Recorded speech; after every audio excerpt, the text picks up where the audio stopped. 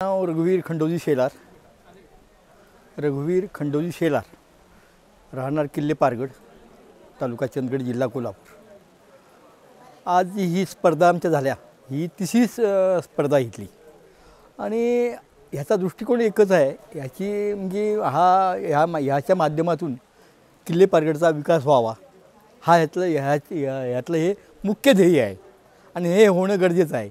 आणि असा हा जो 3 वर्षापूर्वी आम्ही जे चालवले स्पर्धा घेतलेल्या आहेत, ह्या स्पर्धा बंद न होता त्या वाढल्या पाहिजेत.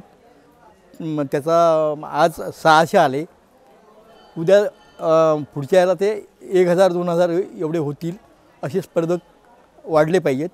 आणि त्या निमित्तानं मंत्री म्हणा, जिल्हाधिकारी म्हणा, आमदार म्हणा, ह्या ठिकाणी ह्या दुर्गम भागात येतात आणि त्या दुर्गम भागातून ही परिस्थिती बघून त्यांना सांगावं लागत नाही की बाबा पारगडचा विकास ह्याचा दृढ करा, असं हे होतं. म्हणजे चारही गोष्टीचा याच्यात विचार केला तर ह्या जो प्रवीण चिरमुरे आहे, खरोखर त्याचं ध्येय चांगलं आहे आणि ते त्याने हे कामं ही ह्याला ह्याच्यातून त्याला यश मिळावं आणि दिवसेदिवस वर्षानुवर्ष हा प्रोग्राम चालत राहावा आणि ह्या पारगड किल्ल्याचा विकास व्हावा, हा आमचा ध्येय आहे.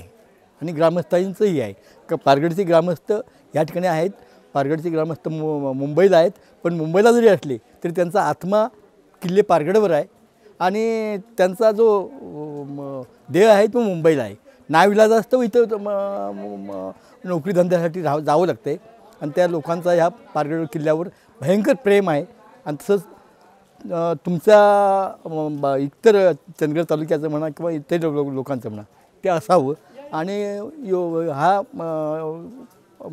उत्सव अशा तऱ्हेनंच वाढत जावा, हीच माझी भवानीचरणी इच्छा आहे.